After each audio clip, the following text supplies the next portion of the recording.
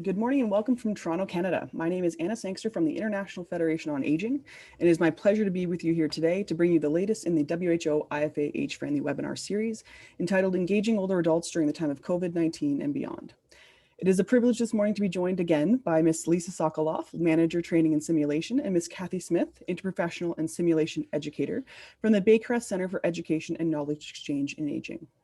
Lisa and Kathy took the opportunity last time they were with us to share their passion for the work they do with older adults through the development and implementation of SAGE, a volunteer simulated patient program. Today, they will be taking the time to share the lessons they learned and best practices they developed as they adjusted and refined this programming throughout the COVID-19 pandemic, and explore how these strategies can be leveraged more broadly as we all continue to work in these unprecedented times.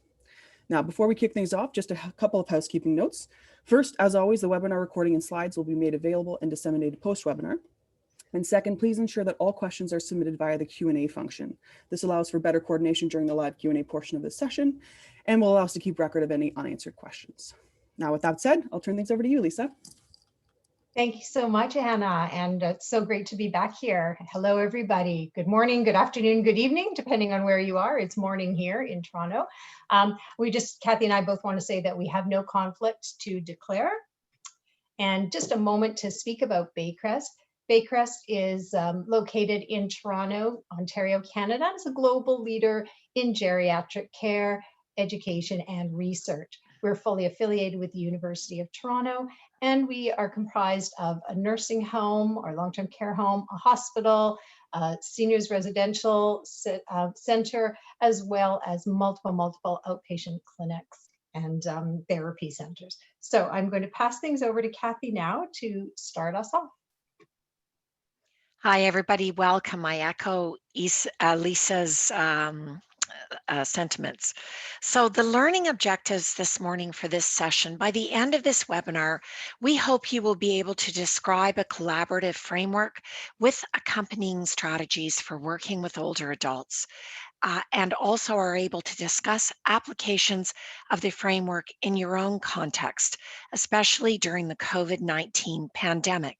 So we are talking specifically about our context, which involves simulation in healthcare, but these principles and things that we're talking about can be applied in much broader contexts as well. And I encourage you to take a moment to think about your own personal objective for being here and maybe even jot it down. And at the end of the session, when we come back to review these learning objectives, you'll have an opportunity to see if your learning objective was met as well. Next slide, please, Lisa. So now, this is a poll question just so we get a sense of who's on the call. In what simulation environment do you work? And Anna, I'll turn it over to you. Yeah, absolutely. Thanks so much, Lisa. Or Kathy, my apologies. I'll launch the poll now, so everyone should see this in just a moment. There we are. And I'll give everyone about 30 seconds to a minute to complete this, and then we'll share the results.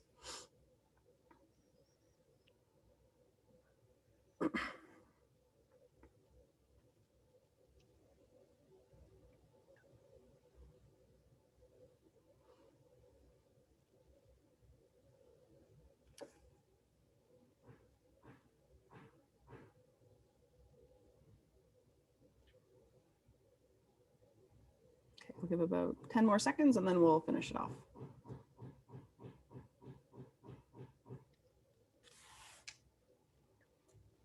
Okay, here we go.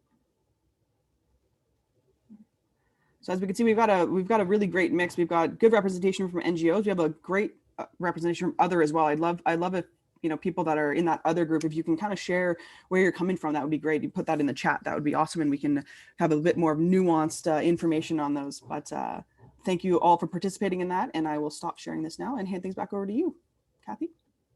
Thanks, Anna. So this is exciting because we're going to have a lot of very different perspectives when we get to the question period.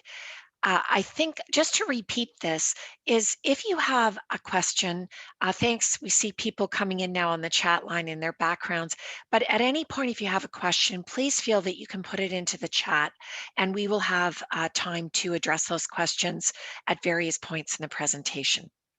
So now just a little bit of background about what brought us to do this work. So I'm sure as many people on this call are well aware, the World Health Organization notes that the global population of older adults, they're variously defined, but we're going to use the definition of being over 60 years old, will double by 2050 to 2.1 billion people. So this transformation has a lot of implications for healthcare providers who must be prepared to deal with the complex and often team-based care that is related to working and caring for older adults. And simulation has been shown to be a highly effective educational technique to train those who work with older adults, especially when the learning or training competencies relate to the development of behavioral skills. Next slide, Lisa. So this is a definition of simulation for those who are not aware of or don't have a lot of experience with it. This is it's a technique. It creates a situation or environment that allows people to experience a representation of a real event for the purpose of practice, learning, evaluation, testing, or to gain understanding of systems or human actions. It's also an educational tool. And what's most important, we're not just doing simulation for the sake of simulation. We're training people so that the teaching, the learning that they gain through it can be transferred to real world situations, and particularly to do with the safe care in healthcare simulation anyway, safety and the safe care of patients. Next slide, Lisa. So there are some very strong principles that underline simulation. So all the simulations from that earlier definition, they are designed events. So everything in the simulation has to have a reason for being there. And the reason maps back to the learning objectives of that particular simulation. And the learning objectives relate to where that simulation is within the context of the overall program of learning or curriculum. So it's not done randomly. Let's do something fun today. Let's do simulation. We know that that can result in very unsafe situations and may not be effective. And simulation is a very expensive intervention to do, relatively speaking. So it's really important to have a very strong reason to do it. It's also important to have skilled facilitators who apply a simulation framework. And we're going to talk about some of those techniques.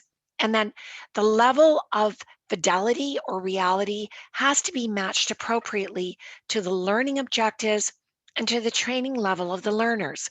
So an example of that would be if it's an end of life situation where communication is a very strong part of that, to have a high technology mannequin with a voice coming out from an operator saying, "Oh, I am scared," is not going to engage learners the same way as an actual human being who has been trained to interact with them will.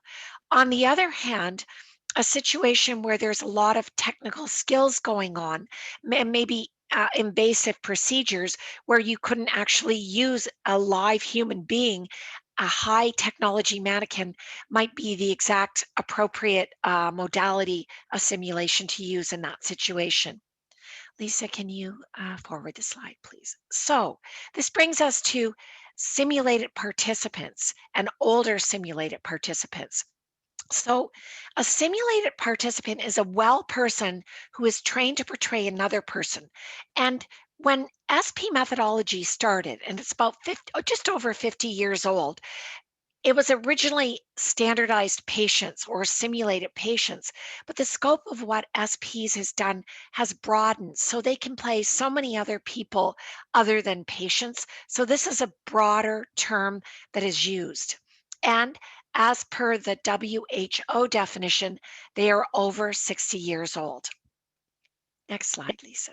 So as with all SPs, an older SP is the proxy for the person they represent. So their authenticity is invaluable and paramount, as opposed to having a 25-year-old person put on a wig and makeup, for example, or pretend to be an old person, which can result in stereotypical or biased depictions of older people and is not as engaging for learners. At the same time, in the work that is done in simulation, SPs are standardized, their behavior is standardized along a continuum. So, in an educational situation, they may have a lot more latitude in how they respond to the learner, where in an assessment situation, they may have to be a little bit more adhering to a structure of what they can say and what they can't say. And again, all this is carefully trained. They are part of the educational team. From their perspective, they are invaluable educators. And because they are part of the educational team, one of the things we do, we have an extensive orientation with the SPs we work with. And this is a picture of a couple of SPs in our program.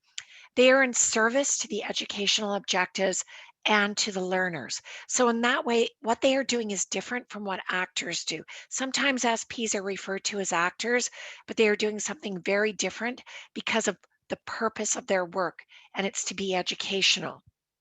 And they are able to calibrate their performance and provide feedback from their perspective. And this is one of the single most value added things of working with SPs. Time and time again over my career, and I've worked in simulation for a while now, learners, the feedback we get is, I really appreciated that feedback from the SPs. Nobody else would give me that feedback. Real patients in a real setting wouldn't give me that feedback.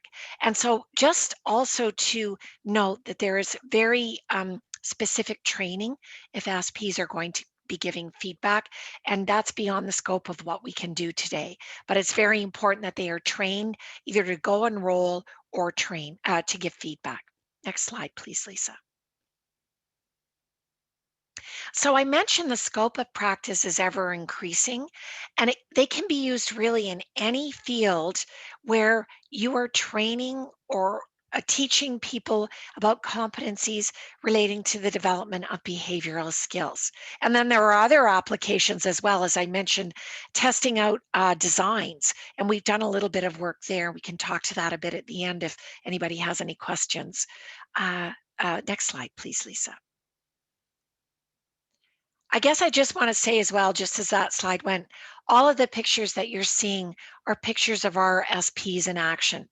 So the work that SPs do is underscored by standards of best practice that was developed by the Association of Standardized Patient Educators. I won't get into great depth on it, but just to point out that in the middle of the circle, you will see 5 values, and around the outside of the circle, you'll see 5 domains. The first domain is safe work environment. The second is case development. The third is SP training. The fourth is program management. And the fifth is professional development. And for those of you who also work in simulation and may be familiar with other standards, such as the standards for the International Organization of Nursing Simulators, called the INACSIL standards, these are designed to work in hand with those standards, and they're very flexible because SP practice varies so widely. So the decision that was made was to create a series of principles with high-level practices as guidance. And again, that is in our reference list. If you want to look at it, it's an open source article. Next slide, please, Lisa. So not only is there great benefit in engaging older adults to do the simulation for learners, older SPs identify great benefits to their well-being. And you can read this, but I'm just one of the main ones is feeling a sense of purpose and contribution. They appreciate opportunities to transform experiences into something meaningful for learners. The social connection, especially during this time, is invaluable. It's an opportunity for personal growth.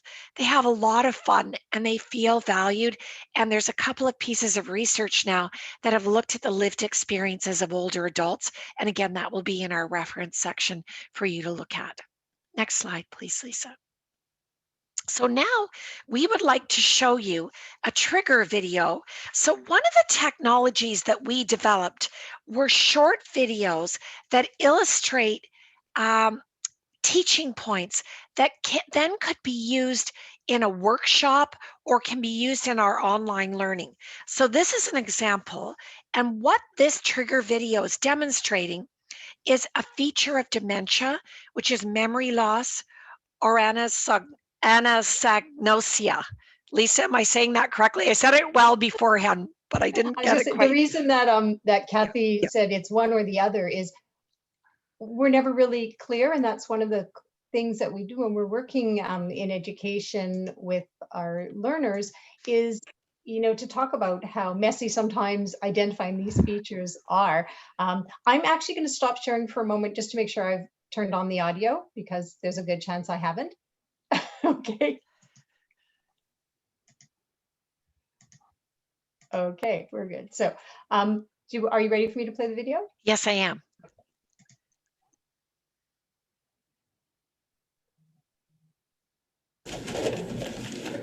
Mom, these bills, they're all overdue. No, they're not. I've paid all those. I pay them on time. Can I help you organize these? I don't need your help. They're already paid. Why are you bothering me with that? And I'll just note that in the Q&A, someone did put in a question about ageism, and I did type in a response, and hopefully showing this video also shows you how the SPs bring their own lived experiences with them as well and seem very authentic. But we can discuss that more later. Okay. Thank you, Lisa. So why did we develop these trigger videos as a methodology? So there may be special considerations when working with older adults.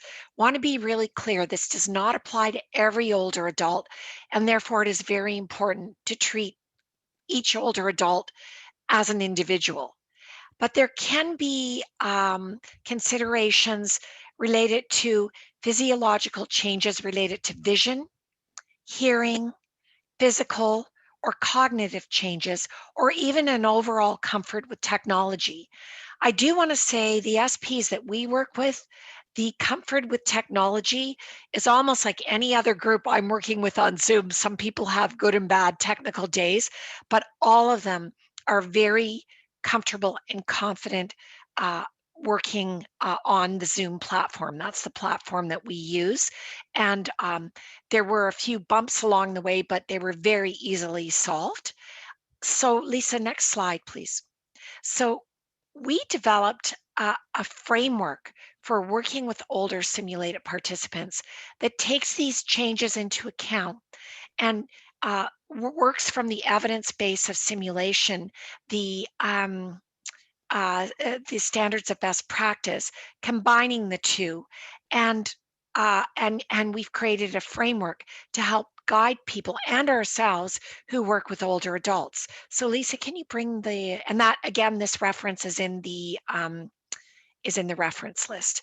So along the top of this chart, you'll see 3 columns. The first is cognitive, the second is physical changes, and the third is sensory changes. And then along the side, on the left-hand side, there are the 3 stages of SIM. So pre-SIM, where you know your SP, so that's when you get to know them really well. And so an example of that from the cognitive change would be, first of all, finding out what their comfort level is, for example, with technology, or if they have any memory issues, because that will lead us to communicate with them in a very specific way. Physical changes, for example, if they have any physical limitations, we would make sure that the roles that we put them into aren't going to demand something that their body can't do. And then sensory changes. So are they able, we've done simulations from a cell phone, for example, and we realized right at the very last minute that the SP that was doing this has profound hearing loss, and she has a specially designed phone, but for whatever reason, it didn't work. And so we solved that. I stepped into role as her niece and I communicated things to her, as could happen in real life. But for whatever reason, we hadn't thought about it ahead of time. Part of it was we were doing it quickly, but these are the things that will come up when you're working with older adults and so forth. You can do this during the sim where you have full support. And so one of the things we do with cognitive changes, if we have one SP who perhaps has some issues memorizing things, we might pair them up with an SP whose memory is stronger, or let them bring in written, we call them cheat sheets, but just as patients would do, you bring in a medication list or a list of questions that you would ask the doctor. So we could go through each of these columns, each of these quadrants, and talk about specific examples. And if you want more specific examples, we can certainly talk about them a little later. Just put any specific questions you have about this in the chat box. And again, the article, this is an abbreviation of the article, but it's got a lot of strategies for each stage in the simulation. So now I'm going to turn it over to Lisa. Thank you, Kathy. And although Kathy's been speaking about simulation for the first part of this, we're hoping that in your own context, you're substituting the word simulation with whatever context in which you are working. But I will take a moment to speak specifically about SAGE, our program. It stands for Simulation Activities in Gerontological Education. We work with volunteers who are older adults. They're all volunteers at Baycrest, and they are called SPs, as Kathy has mentioned. One of our SPs also helps us in an administrative capacity, and she does coordination when we're working face-to-face, sending out the emails, for example. And it was actually a pilot project that was so successful once we added structure to it that it is now part of our larger simulation program.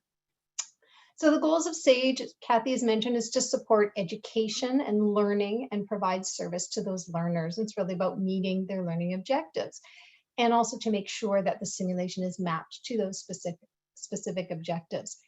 And pre-COVID, our SPs were coming in, doing face-to-face work with learners, so people who needed to practice those behavioral and communication skills. And as Kathy has shown the example, would often work doing filming that'll trigger videos. But then the pandemic hit, and as we know, it really affected everybody, but in particular affected older adults. In Ontario, where we are, back in March, both the entire province of Ontario and the city of Toronto, where most of our SPs live, was put in lockdown. And we know that older adults are at very high risk for contracting COVID and not having good outcomes if they do get it. And our SPs range in age from 68 to 91, with an average close to 80 years old. And knowing that they are vibrant people living in the community and working, but all of a sudden told, okay, no more, you have to stay home, you have to socially isolate, you have to physically isolate, you can't see your family anymore, you can't go out and volunteer and do meaningful things in your life, you have to stay at home. And we also know from literature that there's a high risk of depression and illness that is secondary to being isolated. And so we quickly recognized that this group of vibrant adults was no longer going to be able to participate, and we didn't know what to do. So what we did was get together with them and say, hey, would you like to meet, on a semi-regular basis? And they said, we want to meet on a regular basis. So we started meeting with them once a week, but we also wanted to make this useful and meaningful. So it wasn't just, let's just get together and chat and see what's going on. What we decided is we needed to have structure, and we looked to our original framework that Kathy was just describing to see how we could support them in each phases of our of the weekly session. So we needed to have strong goals and objectives that they helped us design. So we always want to make sure that we're doing something that enhances their well-being and mindfulness. And this picture here is from our virtual holiday party. So they were told to bring a drink of their choice. Didn't matter what it was, that was part of the activity. But also we wanted to have the bulk of the meetings represent their role as an SP. We wanted them to practice their skills and continue their skills such that when we came back to face-to-face, because we're hopeful, that we would be able to, their skills would still be how they were. And again, this is an area that doesn't have to do with simulation. No matter what kind of groups you're running or working with, the concept is to have a meaningful activity that will help them maintain some sort of skill level in whatever you are basing your meetings on. And also a secondary goal of supporting social connections. In order to do this though, we realized we couldn't just have someone pop in and run things. We needed skilled facilitators. We also needed all of our SPs to have access to the internet and some sort of system, how they could, like hardware, a computer or a tablet or a phone. And we use Zoom for our sessions, so they all had to be able to access Zoom. And we know that people have different levels of comfort with it. Some of our SPs were highly skilled. Some of them required us to build a little training manual with pictures and touch here and put the number here. But all of the things that we were doing were based on evidence and best practices. So looking at our original framework, we thought it would be really important for us to also have a structured framework for this program, following along with the before, during, after components.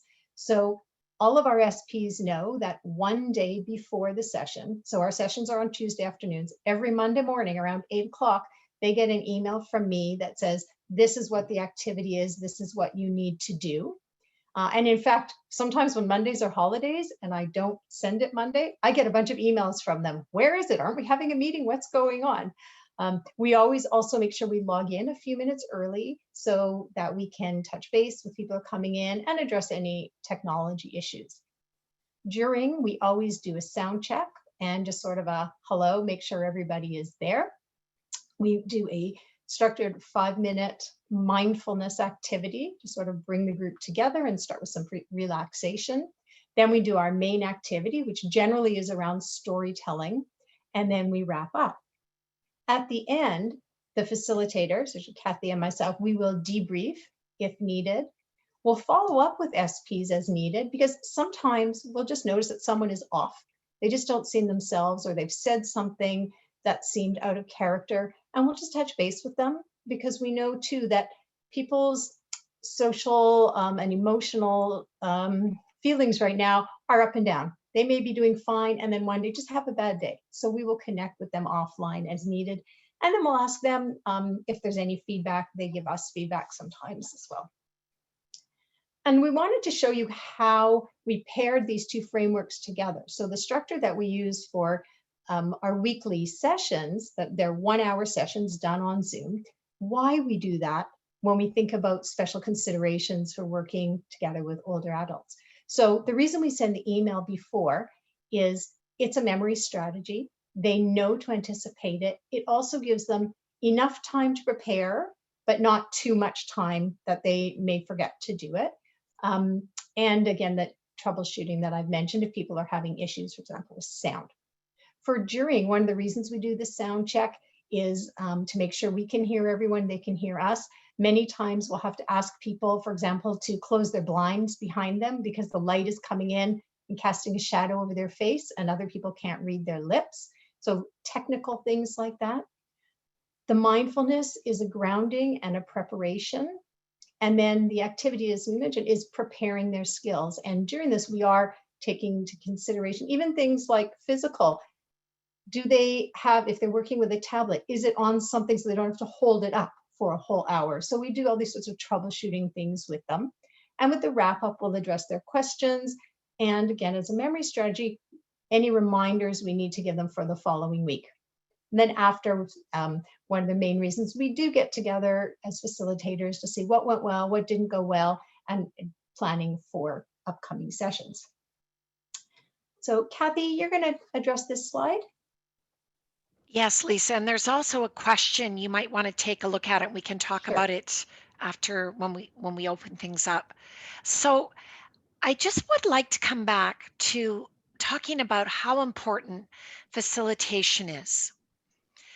The skill of the facilitator creates safety for everyone involved. And how is that done? Well, first of all, the guidelines with which people communicate, that can be even more important in an online meeting, but there's an establishment and a monitoring and an enforcement of how people communicate with each other. So, for example, if one person is monopolizing the conversation, or if they keep interrupting everyone else, to manage that, and or if people start saying things that are we create a space where everybody's opinion is welcome. So we may not all agree with each other's opinions, but where respect is displayed. We also create engagement strategies through. Lisa talked a little bit about it, but everyone, it's really interesting in this group because there's maybe once been when somebody didn't feel that they wanted to share a story, but otherwise every week people really look forward to sharing. People don't hold back. It can be very important to have a second facilitator to manage technical issues, but also if someone appears to be upset or in difficulty, you can go off into a breakout room with them. And as I mentioned before, just really clarifying expectations about what the session is going to look at and what Lisa talked about. So briefing the SPs about what the session is going to look like, starting and stopping on time, and making sure that there's a flow through the whole session. Looking for themes, that's something that Lisa's very skilled at doing as a facilitator, and keeping the group on topic. Yesterday, I have to say, was a bit hard because everybody wants to get their COVID shot. We all do. So we got a bit off topic, but we felt that that was relevant. And as I mentioned earlier, as a facilitator, trying to provide a neutral perspective and at the same time manage the process. And yes, we do bite our tongues sometimes. There was some of that yesterday too. But again, it's because diverse perspectives are welcome. And as the facilitator in this group, we are not the subject matter expert. We are facilitating the conversation. And something really wonderful has happened since we started doing this almost a year ago. There are some sessions when we almost don't have to facilitate. We just sit back and they were doing some research, and we asked them about what they thought about these sessions, and several of them said, it's really helped me to understand how to talk to people online. And I realize that sometimes I talk too much. So I'm managing how much I talk and I'm giving other people turns. And that's not us, that's them coming to this realization of doing it. So that's pretty magical the days that happens. And it is in any group when you're facilitating. And again, we've also noticed, Lisa mentioned this, but sometimes participants will hang back and we'll follow up with them. And sometimes they're feeling self-conscious. We've had a couple of guest speakers, and so we just follow up with them to make sure they've been extraordinarily quiet. And it often comes down they didn't feel confident, or they didn't think they would give the right answer. They were a little bit it was a new person and they weren't quite sure. So by following up with them and assuring them that everybody's opinion is welcome, and we've even subsequent sessions had them talk about what their response was. We did a narrative medicine session, and it was a really powerful session for them. But we recognize when we have guests coming in that we just have to make sure that we monitor for that as well. Okay, Lisa. Thank you, Kathy. So we're assuming that most of you are on this call, on this webinar, because you're interested in how to engage older adults. And we said during the time of COVID and beyond, because one of the things that we've learned from this is our SPs are enjoying this so much that they want it to continue even when we get to a time when we can come back live doing the work that we do. So as facilitators, there are some key components that make things much more successful. And I know Kathy has sort of addressed most of them, but really listening and trying to pick up on things like themes and whatnot that you can facilitate is very helpful. Monitoring body language is really hard in the virtual context, because first of all, you can't see most of people's bodies, so you don't know what's going on. And I found that even, depending on the way a camera is set, you can't even see people's facial expressions too much. So it really comes down to more understanding the sort of nonverbal cues that are coming through people's voices, or, trying to find some of the facial expressions if you see that they're struggling with something. Kathy mentioned some challenging behaviors. We'll address a couple at the end if we have time. And then also optimizing your own attributes. As someone who's working with a group or leading a group, if you're someone who uses humor, use humor. If you're someone who uses different types of strategies, do that, because it's all about being authentic, and people respond best to you if you are being yourself. And just a quick note, and you can substitute the word learners here with participants. These are some thoughts that are really built around adult learning theory, because older adults, they are adults, they want to do work and learn things and participate in things that are meaningful to them. And I took a quick look at one of the questions in the Q&A, and I think that was something that has come up. So it's really important that they are the ones who are guiding what's going on. They help set the ground rules, what's okay with them. You want things to be fun and engaging, but not childlike. So for example, we used a poll. We're going to do some chat things where you can put in some responses just to get people more engaged. We ask our SPs to give us ideas for topics for storytelling that they want for the activities. Because again, we want it to be useful for their lives and meaningful, and to make things as experiential as possible. Adults learn by talking about what they have been doing and what they're experiencing. And as Kathy mentioned, reflecting on, I wasn't comfortable doing this, or I really enjoyed that. Or I'm going to take this. We've had many of our SPs say, I'm going to take what I'm learning now and remember it when we come back and do those things when we're doing our face-to-face interactions.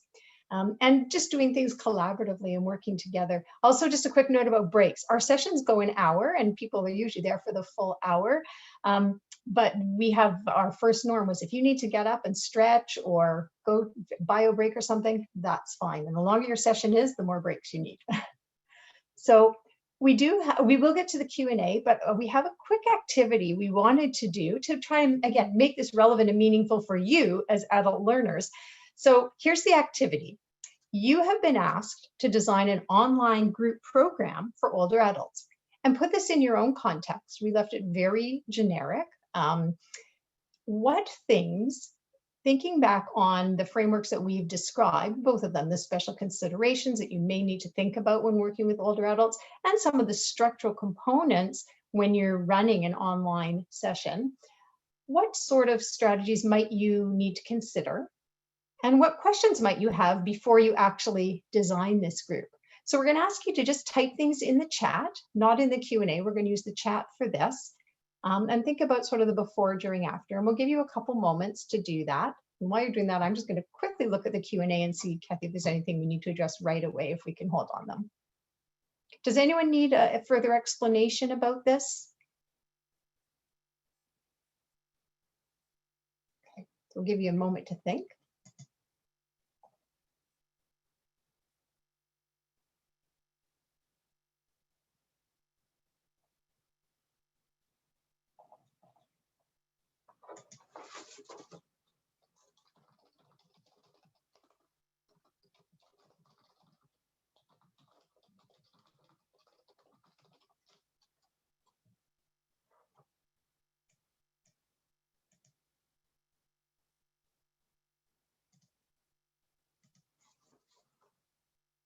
Not sure what you're asking us to do. Okay, thank you for asking that. So we're going to assume we're doing activities. So the activities, assume that someone came to you and said, hey, Lisa, I need you to plan an online weekly program for a group of older adults who are interested in learning about whatever this topic might be. What would you, as the planner, need to consider before? You're not just going to say, okay, great, here we go, here's a Zoom link, everybody do it. What are some things you would need to put in place before you start the program? So I see some people are saying things like offer Zoom training. Yeah, so make sure people all understand how to use the technology. And we did that. We actually had a little one pager. And if people want it, with diagrams and whatnot, just email us later and we'll be able to send that to you. Think about hearing and vision issues, movement, light, background noise might interrupt. Absolutely. They've mentioned when you work with older adults, you really need to consider, especially hearing loss and things like windows behind people, and many people don't recognize that light coming through a window can put a shadow over your face, and then people can't read your lips. Go ahead, Lisa, Kathy. Yeah. I notice about access as well, and making sure that the SPs have, or the people that you're working with have access to older, because it can be exclusionary as well. And that's a huge ageist thing, and also a socioeconomic thing. We know that there's just places where people can't get internet access. So what can you do differently? Do you do a telephone-based group instead, where maybe you're missing some of those other cues, but at least you're connecting in some way? Consider whether, sorry, I'm just, vision or hearing, extra help with technology for sure. Hands-on practice, yes, that's excellent. Who are they? What are their age, their abilities, their knowledge of technology? And even, do they have the same interests? Like, we had a pre-made group. You may or may not have a pre-made group. Technology is a huge thing. Not everyone has iPads. Exactly. We had a case where one of our participants was using a tablet, but it wasn't an iPad, and she wasn't able to participate as well as she could. So we actually loaned her an iPad so she could participate in that. Yeah, ADA. So definitely accessibility is a huge thing. Promotion, advertising. Yeah. And how are you going to advertise it? Where are you going to advertise it? Participant habits, comfort levels. Yeah. Excellent. So lots of great things. I'm going to let people sort of scroll through those themselves, because I want to leave time for questions on the end. Positive, uplifting environment. Absolutely. Thank you, Lorraine, for saying that. Sometimes our discussions take a bit of a turn. And that's another reason why it's great to have two facilitators. There are many times when Kathy and I will be private chatting to each other about how to manage something that's happening, and then one of us will step in and do that. So if you can have a buddy, and also someone here, also Lorraine is mentioning a buddy system, and I'm assuming you mean within the participants. And absolutely, absolutely. Yeah, and Lisa, there was a question. What do you mean about challenging behaviors? And the next slide will address that. Yeah. Sorry, I responded to that person. I'm getting to that. So there we go. Okay. What experiential activities to include? Exactly. So lots of great things there. Thank you. We wanted to do something a little engaging too, to keep people together. So someone in the chat did ask, we just put the frame up again. What do you mean by challenging behaviors? And there are things that come up. And sometimes Kathy and I, outside of this particular project, we support people on how to facilitate online sessions. And these are things that come up when we ask them, what are you having the most challenges with? And one of the things is when a participant in your group feels strongly sort of about, we called it social media-based information. If you're working in healthcare, you could call it evidence-based information. But for example, someone may say, well, I would never get the vaccine because blah, blah, blah. And they say something that they've heard in the news or that they've seen in social media, but that is not supported by evidence, and it's hard sometimes to do that. And some key phrases that we've learned are to say things like, that's an interesting perspective. I'm not aware of any evidence that supports that, and ask them if they have the evidence. And if not, do a little search if you can to help support that. You never want them to feel bad about saying things, but you also need to be cautious about supporting things that you don't believe to be true or know to be true that are supported by evidence or research. Kathy, I think, addressed the person monopolizing the conversation, but again, a lot of it comes down to the skilled facilitation and being able to say things. And sorry, Kathy, I'm going to use you as an example. Say things like, Kathy, that's, you've really shared a lot today. I'm wondering if someone else would like to comment on this question. So without saying, Anna, would you like to comment? Because it's also, you don't really want to call someone out, but you're being kind to Kathy, but still trying to get other people engaged. And for those people who don't seem to engage, I would caution us making a blanket statement, because we know that just because someone doesn't talk during a session doesn't mean they're not engaged, they're not enjoying, they're not learning.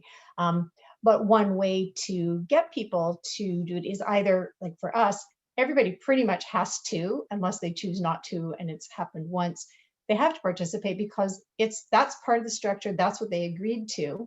and they know what the activity is. And they always know there's no right or wrong answer. It's how they feel about this particular thing. But still, people may not want to in the type of group that you may be running.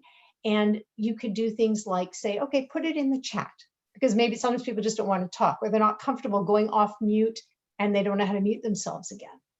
Another way to do it is how, for example, we start with a poll. Polls are anonymous. Zoom, you can build them right in. A lot of the other we are talking about Zoom, but there are other, Microsoft Teams and Google Media, all those things, and they also, I'm sure, have that. Or you can use a system that you pay for separately that does polling, online polling, and that way people can be anonymous, especially if it's a sort of touchy or controversial subject. We do, sadly, we've encountered people sometimes who are rude. All of us, I think we have, or make disparaging comments. Oh, Kathy, that's a stupid idea, right? They may not mean it in that way, but people do say things. And at the polar extreme, I mean, as a leader of a group, you have the ability to remove someone, so you can take them out.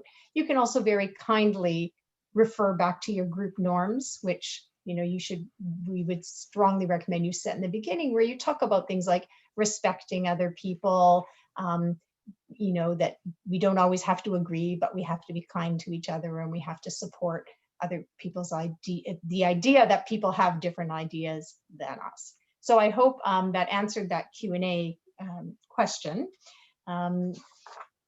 Before we get to the question, let me take a quick look at the chat. It's hard to share the slides and see the chat at the same time. So people are, it's more still, okay, thank you. So we really wanted to, before we go into the discussions, talk about the key messages and really what we have found to be, oh, what happened there? Most important is that you have to have these basic foundational skills. And for us, we really needed to ground our sessions in some structure that was based on evidence. So things like the best practice standards and facilitation skills.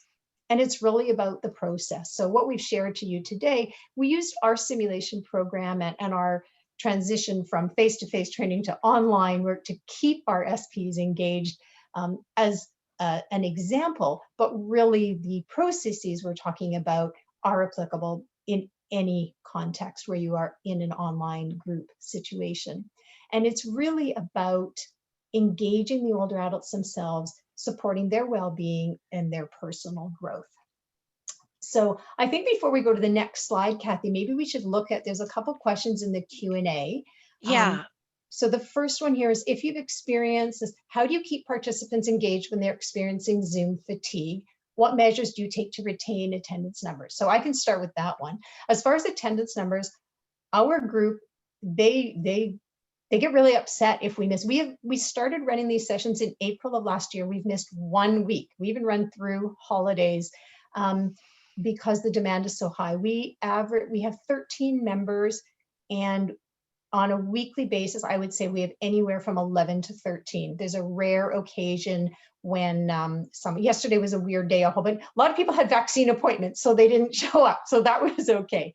As far as Zoom fatigue, there is the 20-20-20 rule, and I don't know if you're aware of that.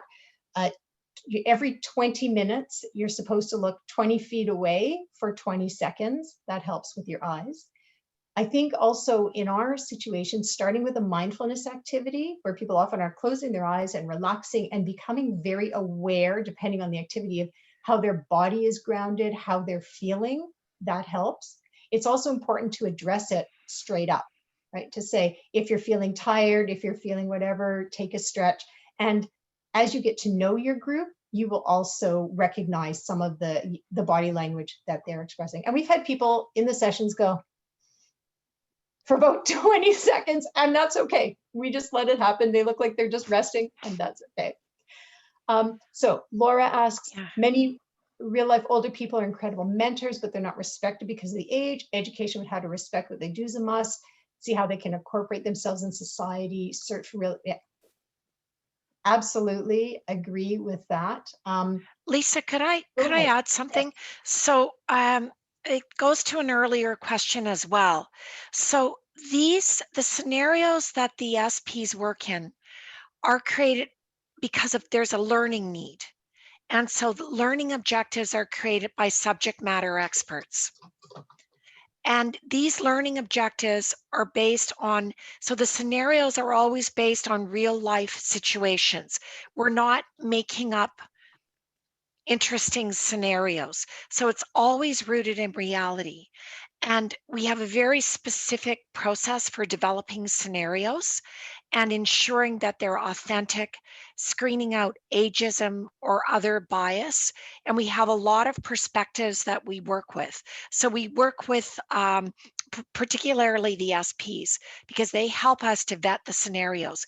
And the trigger video that you saw, the reason why that the person in that video was that age is because that's the learning objective that was required. So we have SPs that span a full spectrum of ages and abilities and physiological changes.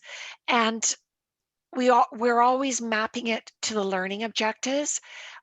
And it's also very important that it's based on situations that are not going to promote ageism. And Lisa and I, not because anybody's intending to do that, but sometimes it can happen in any simulation scenario. So it's making sure that this is a representation of a specific person who is actually representing the person they're portraying. And Lisa. Kathy, I think Olive explained a little bit more about why that comment was made. And I really appreciate your comment. Olive, the picture that we used on our Yes. background slide was just, and absolutely, and we appreciate that. And we're not going to use it anymore. And I don't know if anybody saw this. I saw on Twitter, and I didn't take a picture, but there was some contest where people were supposed to redesign the like seniors live here safety sign or something. And the end result was sort of the stick figures, but they were dancing. Anyway, I'm going to have to try and see if Anna knows about that or find it. But I think 100% Olive, we need to shift the way we're thinking. Yep. And I just want to respond also, just expand a bit on what Kathy's saying. Having the older adults themselves share their stories. This is responding to Laura's comment about mentors. Just so you know, I'm working together with some colleagues and another organization. We're running interprofessional education sessions for students who want to learn more about geriatrics. And they said they really wanted to learn about social isolation in the time of COVID and what people were doing. So we are actually having some of our SPs from our group come and speak to them and share what it is like for them. So, you know, telling their own stories as, again, as vibrant seniors and how it has affected them. Now, I did see in the chat, someone had asked how we select our SPs. So just very quickly, we have a volunteer program at Baycrest that is very strong. We have over 2,000 volunteers, many of whom are over 60. We do some recruitment. We have a very rigorous training program for our SPs. Not everybody is appropriate. And so it's advertised through our volunteer services. When people register, they're told, here's a list of tons of different things you can do. This is one of them. If they're interested, we run orientation sessions. We have not been doing that this past year. And then we sort of build with that over time. And then people sometimes choose not to. We've had people leave the program for whatever reason because it just isn't for them, and that's okay too. And I hope that answered the question because that was in the chat.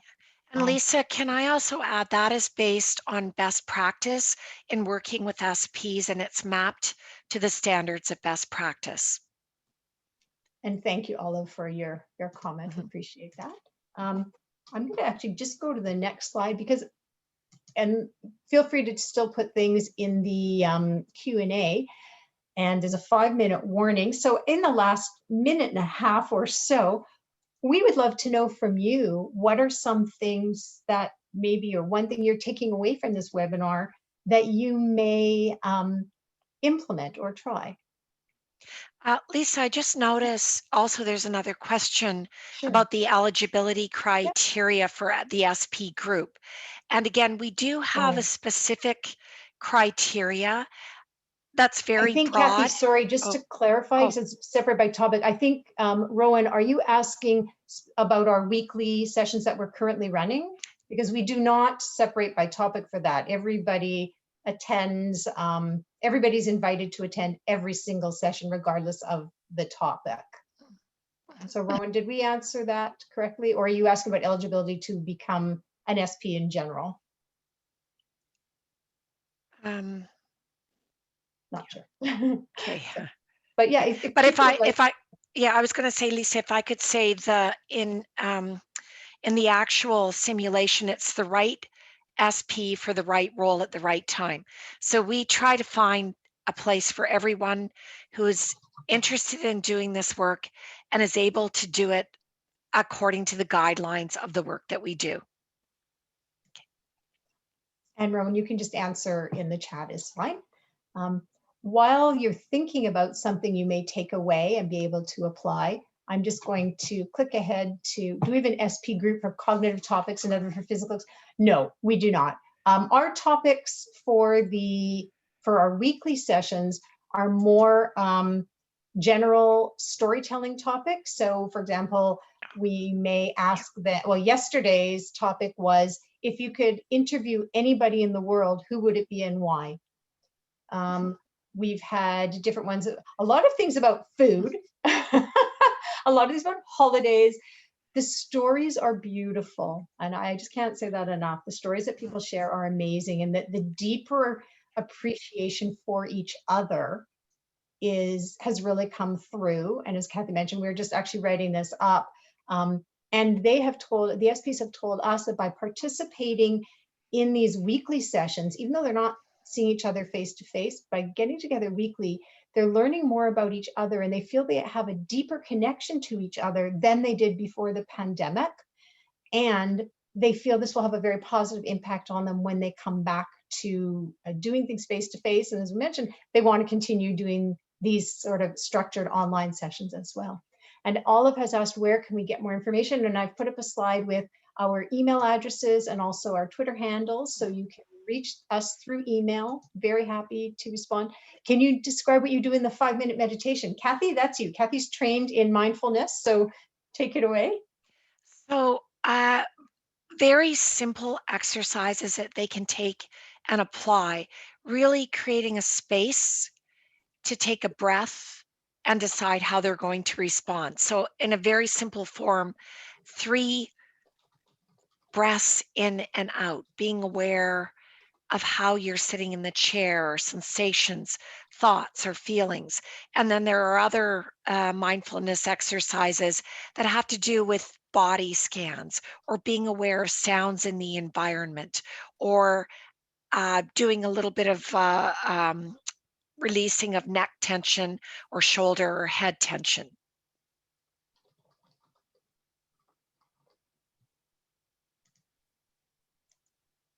Okay, so that's done. And so we have some comments from people. I appreciate that they're talking both in the Q&A and the chat. Not what time it is. Oh, my clock says we have 2 minutes still. So Connie says she's going to create a package for the member centers on best practices. And Connie, feel free to reach out to us, because we have some Zoom, flyers and things like that about best practice. We're happy to share. And I see here, oh, hey, Mississauga, shout out to Mississauga, fantastic. And there will be a link sent out later by Anna and IFA so that people can replay this and it can be shared, the webinar, and also again, our contact information. Yeah. So Lisa and Kathy are such fantastic facilitators that they've made my job very easy today.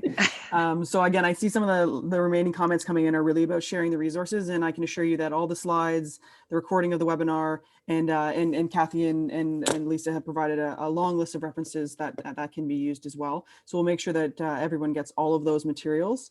And other than that, thank you again to Lisa and Kathy for joining us. It was a really, really interesting session that I think was super valuable. It's always lovely to have you ladies with us. And other than that, I'll let everyone go and look forward to having you at our next session. So thank you so much, and we'll see you next time. Okay. Thanks very much. Bye.